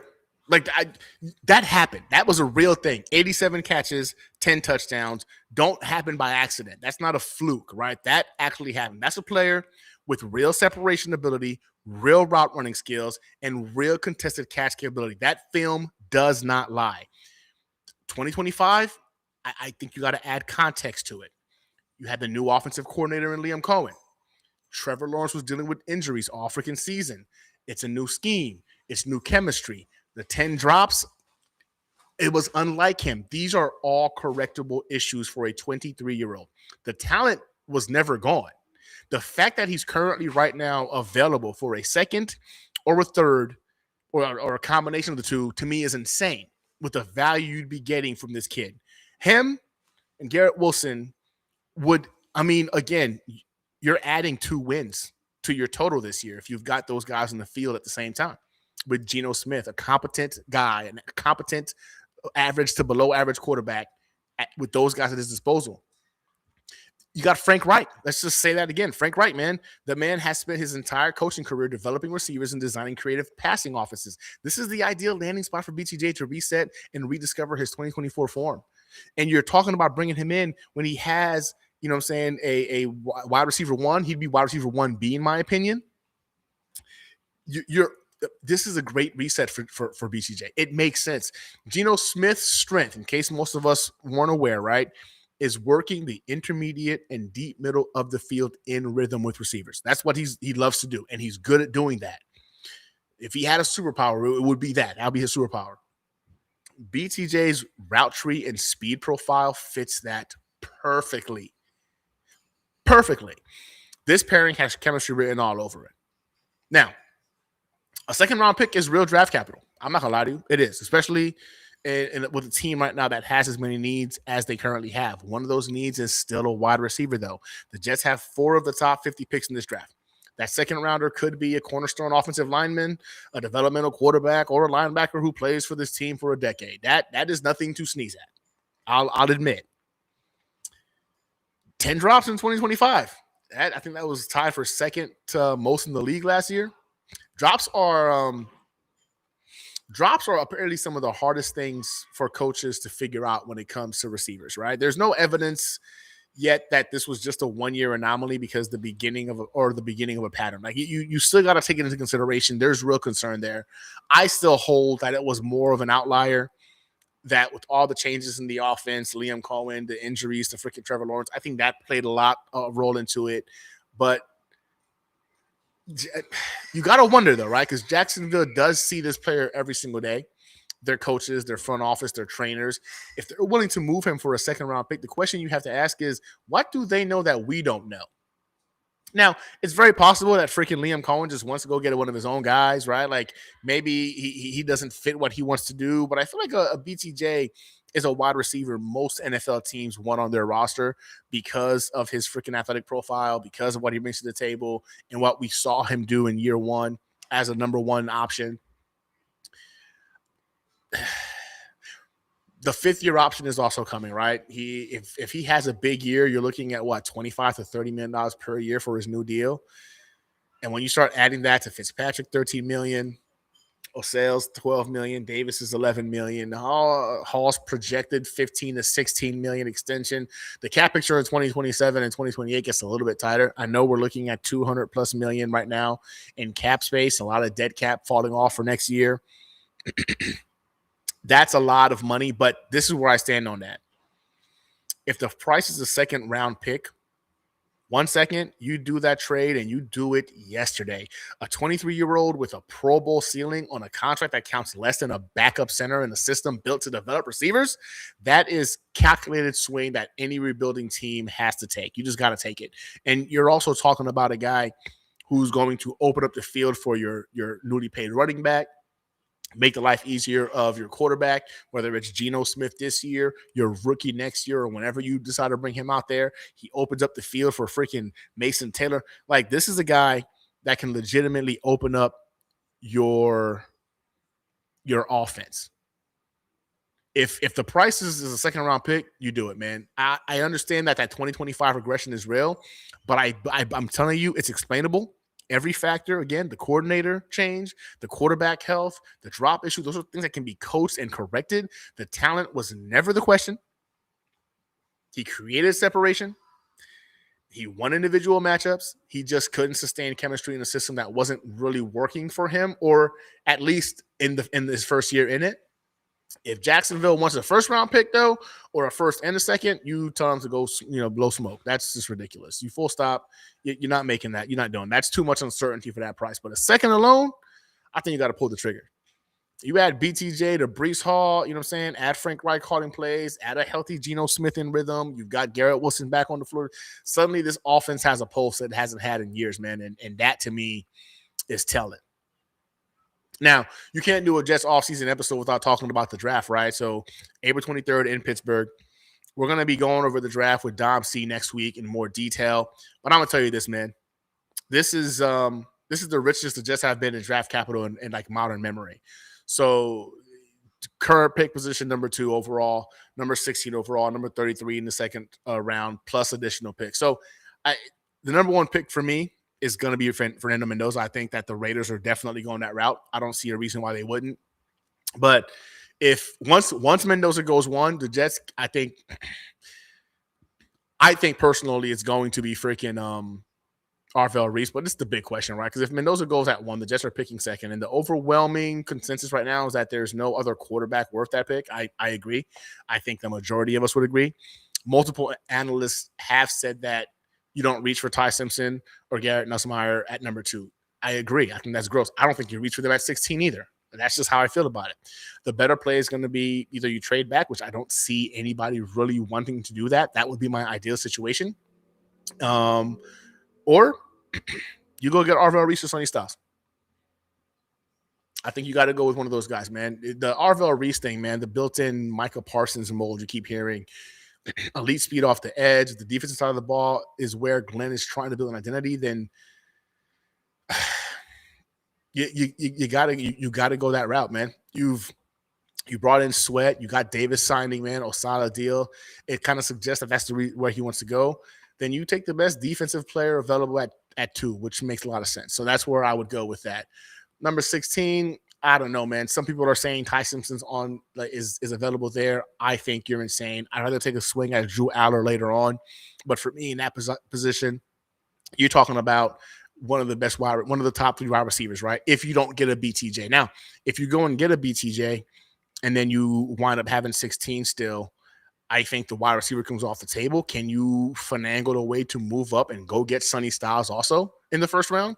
Could you imagine if they were able to go ahead and get Arvell Reese, get Sonny Styles, and because you flip that pick 16 and maybe your other second to move up to get Sonny Styles because you already traded for BTJ? Like, there's a lot to really like about that being, being available to you. So, again, we're going to go into more detail freaking like next week. But I'm not going to lie to you, man. If you're sitting on 3 first-round picks next year and the 27 class has Arch Manning, Dante Moore, and others, I think we got to play the long game. I really do. I think you keep accumulating talent in 2026 because you want to create that foundation. And you make the big swing when the class supports it. And that's next year. That's next year, man. I think that's where I'm at. So, again, big picture is simple, man. Jets have 4 of the top 50 picks in this draft. That is generational opportunity for a franchise that spent years piddling away its future for aging veterans. So the directive is clear, in my opinion. You do not waste this window. You got to build the foundation. You got to. I identify the quarterback plan, which I think, again, should be focused on for next year. Get out of Pittsburgh with the haul that makes Jets fans feel like something real is being built here. Give us something to be excited about. But for me, I think what it boils down to is next year's draft class to get our quarterback. Build the foundation this year, next year's draft class. I don't care if you draft it. So I missed it, but somebody put no one's ever complained about giving up draft picks if they got their franchise quarterback. You're 1,000% right. And I apologize. I was looking for it to go ahead and kind of post it. If you get your franchise quarterback next year, I don't care if it costs you all your first and your second. I don't care. I don't care. If the guy you get is the guy, I don't care, which is why it's important for this year for you to make these picks count. Because in my head, you're going to win too many games next year. And unless the Colts or the Cowboys or the Packers really fall off, you know what I'm saying, and they get us number one overall pick, the Jets are going to have to trade assets to get to their guy. They are. I think what you've seen right now happen with the free agency period, these trades, with the draft still coming, the Jets are not going to be in a position, I think, to go ahead and win or lose out enough to have the first overall pick. So my mentality is you got to build the foundation now and be ready next year to go and get your guy. I mean, call me crazy. That's just my thought process on it. All right, so this podcast has gone way over freaking time. Hangar Hangout's usually an hour long. We're at an hour and 35. I wanted to go ahead and definitely answer some questions that were asked of me. I took some notes of it from my fire team members. I appreciate you guys. So, okay, cool. So, first question: do you think Aaron Glenn survives as head coach if they go 6-11 this year? So, all right. So, I 6-11, bro. I think it's how they get to 6-11, right? If you're talking about 6-11 and the Jets are legitimately in these games and they're competing, and you see the makeup of a team, excuse me, that's fighting for their coach. Aaron Glenn looks like he's taken a step forward, and now he's more of a competent individual that's got like he's actually learned from last year. I think Aaron Glenn survives. I do.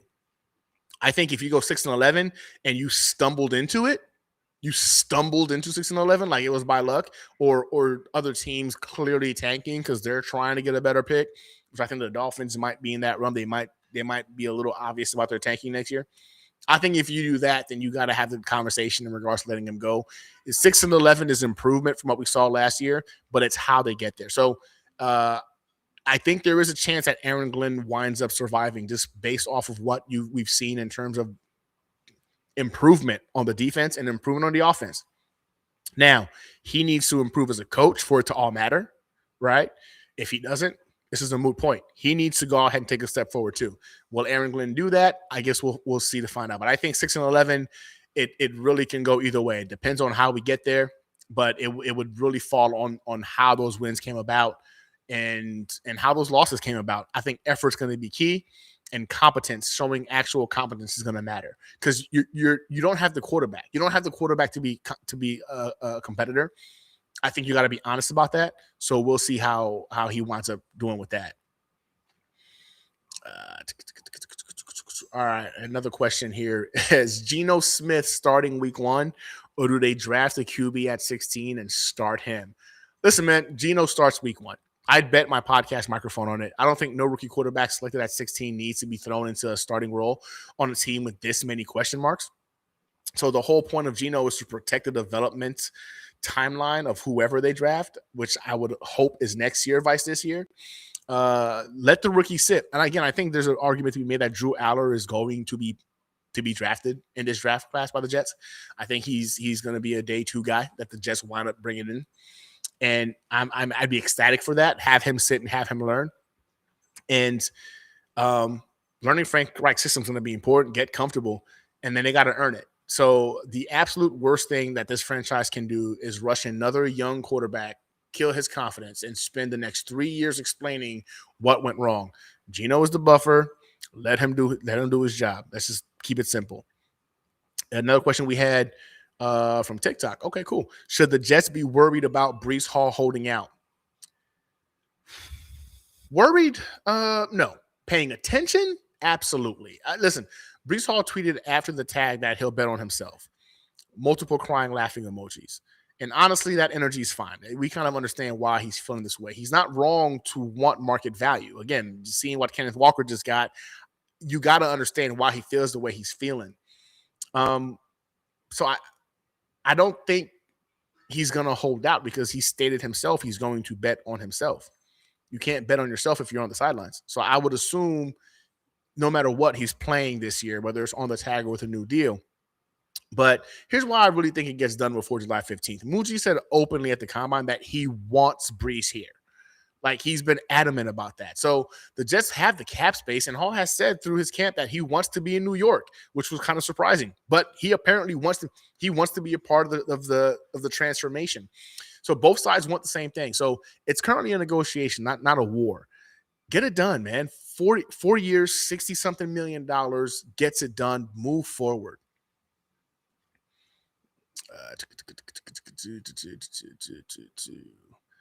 Okay, so we have another question. What happened to what blah blah blah blah blah blah. Sorry guys, it's late over here. I'm getting tired. What happens to Justin Fields? Cut or trade? I mean, Fields almost certainly, I think, gets released. He has a $23 million cap charge, and there's no realistic path to him starting here with Geno Smith in the building, and most likely us taking a gamble on a rookie, right? A late round rookie. I think the Jets owe him $10 million guaranteed, and they're going to have to eat $22 million in dead cap. That hurts, but it hurts less than the alternative of him just keeping him and paying him to watch on the sideline. Some team might want to take a chance on Fields as a backup or in a run-first system. I think they just would listen if any trade offer is made for them, but I just don't see where a trade materializes. I think he's gone, and he'll wind up getting on a roster. But I think Justin Fields, like I think he's done as a starter in the NFL. I think he's a backup that you'll see that gets actual playing time. He could be a great backup. I think, some guy who can bring in the situationally. But I think as a starter in the NFL, he's done, man. He's done. I see a question from Grandizer. Question: which free agents out there that are still on your list that you want the Jets to sign, your wish list, or all those players sign? I'll be honest with you, man. For me, the number one guy I wanted was Tyler Linderbaum. Like, if the Jets had only signed Tyler Linderbaum this offseason, I would have felt like it was a win. Massive win. Because he just plays dividends on how this team gets better, not just in the running game, but how he can actually add to the development of our quarterback of the future. So for me, it was Tyler Linderbaum. I also had a bit of a hopeful eye on Alec Pierce. That didn't come to fruition. So honestly, man, I think the guys that I was really keen on are kind of gone. And the Jets really didn't make any kind of moves where I felt like they were big, splashy moves. Some would say the Michael Fitzpatrick one was kind of a big, splashy one. But that's really it. Everything else has been more foundational additions to this roster that helps a position of need for this team. So they haven't gone flashy. So this is a different, I guess, focal point for us this year, where the Jets really haven't gone for the big name. They've bought guys who are going to actually contribute to what they're trying to do. So now for me right now, man, I don't think there's anybody specifically. And honestly, I'm just kind of curious as to who's next, right? Like, who's next that the Jets are going to go ahead and bring in to the fold. I was a big component of wanting younger guys, 26 and younger, brought into the building. So that way you're having them here to be an impact for the future. Again, I'm going to tell y'all what I've been saying on my podcast, on mine, on Nick Shine's podcast. This is going to be a rough year for us, Jets fans. This is not going to be fun. It's not. I think there's a slight elevation of, it getting better with some of the moves we've seen, but we're going to lose games this year. It's going to be frustrating. If we could fast forward through the 2026 season, I would, just to get to the draft next year, because I think that at the end of the day, it's going to be an ugly season for us. But we're looking at growth. We're looking at maturity from some of our young guys, and I think some of those pieces we did get in free agency are going to complement that. So we're watching football right now just to kind of see how our team is developing. But man, it's going to suck. It's going to be painful. But again, I've said this numerous times, man. We are the best fan base in all of sports. because we're the only fan base that the team has not done anything for us in recent memory. And we continue to invest in this franchise time and time again. We've made freaking Woody and the New York Jets a top 5 franchise in terms of overall freaking value. That's not them. They haven't put a quality product out there. That's us. That's the fans. Best fan bases in all the sport, man. So I'm really hoping we wind up seeing some football that's at least sending us in the right direction this coming year.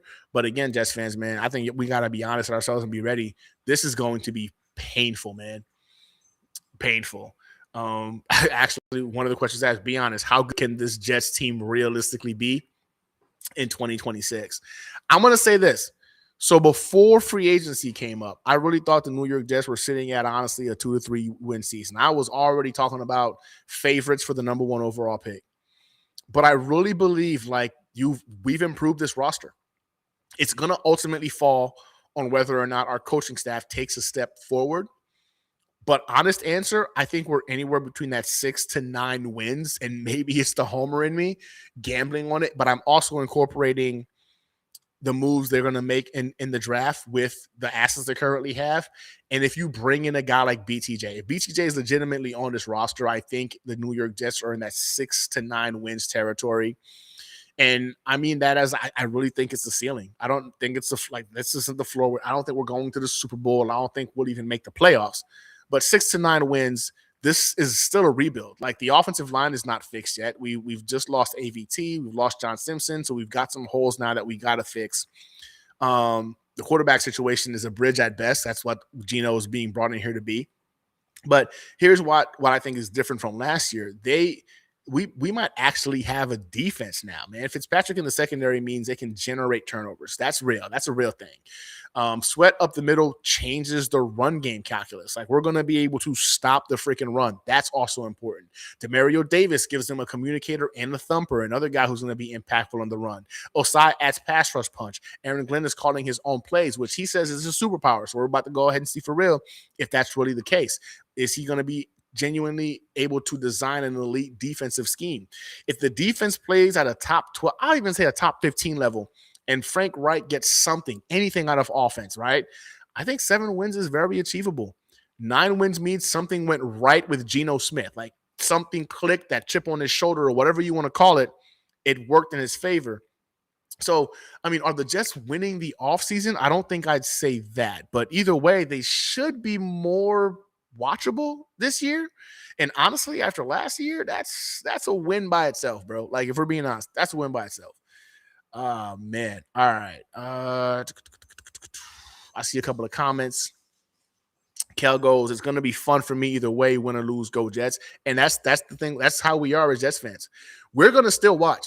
We might watch angrily. We might watch pissed off. We might be upset with it, but we're going to watch. Why? We love this freaking team. You don't stick with a team that's been this bad for this long because you're just a fair weather fan. If you're a New York Jet fan, you're a legitimate fan of football and of your team. I truly believe that. So you're right. We're going to still watch. I'm going to still pay for Sunday ticket. It didn't matter how bad it was. I was going to still pay for Sunday ticket, even if they didn't show these, improvements in regards to talent acquisitions for this offseason. All right. Hold on. Kel said, be happy there's football at all, good or bad. The good times will come sooner or later. That's facts, man. I do miss football. Sundays are a little bit more boring without it. Alexis says, not going to lie, but really like your channel. Just sub. I appreciate that. Thank you for the support. We do a lot of things on this channel, man. Like, we do giveaways once a quarter. So be on the lookout for those. So if you just joined the channel, there are giveaways that we do here. I've done giveaways, giving away autographed mini helmets, freaking autographed jerseys. You can also get access to our fantasy football league where there's no buy-in, but you're able to win an autographed jersey of your choice by season's end. So yeah, we do a lot of fun things on this channel, man. Of course, we talk New York Jets. So I appreciate your support. We're still trying to get the 2,000 subs. Once we get there, I'm going to be doing a massive Joe Namath autograph jersey giveaway, right? It's going to be to one of the first 2,000 subscribers. So if you haven't subscribed and you're watching this, definitely go to the YouTube channel, subscribe, automatically enter yourself into that massive giveaway. One lucky subscriber is going to win a autographed Joe Namath jersey, and there's going to be a frame as well sent to your house, so that way you can go ahead and frame that thing up and maybe have something cool like this one above your head, whether it's in your man cave, your girl cave, or your office, however you want to do it. So I appreciate your support.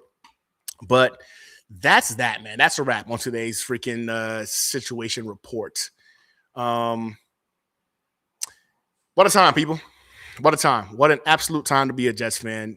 New safety who might lead the league in picks, new nose tackle at 24 years old who's going to be a run stopper, a new edge rusher with Pro Bowl upside. Demario Davis is back home, and now Geno Smith is home too. Breece Hall ain't going nowhere. I think, we're going to get this deal done before July, hopefully. And a draft with 2 top 20 picks. And potentially, maybe, knock on wood, Brian Thomas Jr. walking through that Florham Park door for a 2nd-round pick. I'm going to try to manifest that because I definitely want to see him on this team. Listen, this isn't a Super Bowl roster. Not yet. Let's be real with each other. It's not yet, but it's starting to look like a football team. And I think that's important. A team with an identity on defense, a team with cap space and draft capital to keep building, a team that is currently not the punchline of the NFL, as the honor currently belongs to the Raiders. Thank you. Thank them for their service, because that debacle with the freaking Max Crosby trade, that's going to at least take the pressure off of us for a little bit, right? The road back to being taken seriously in this league is long, man. Like it's going to be a process, but for the first time in a while, I can actually kind of see the role, because we're not throwing a bunch of big names at this, man. Every person that's been brought onto this roster now adds value and answers a problem we had last year. I can kind of see where it's going, man, and I think that matters. If you're a Jets fan and you're seeing this, you're seeing them actually bring in solutions to problems on this roster. Look, man, if this episode helped you, if it made you think, if it made you laugh, subscribe. Leave a 5-star review. Share it with every Jets fan you know. The next video drops as soon as the Jets make their next big move. And based on how this week has gone, that might actually be tomorrow. So I'm your host, Gunny. This has been the New York Jets Situation Report. Jets, Jets. And then I'll see you guys next week. I can do it all, I will never fall. It's the Renaissance, you know that I got the mother sauce. You know I'm the boss, I know what it costs. Have you ever lost? I'm so versatile, yeah, I'm a Renaissance. I can do it all, I will never fall. It's the Renaissance, you know that I got the mother sauce. You know I'm the boss, I know what it costs. Have you ever lost? I'm so versatile, yeah.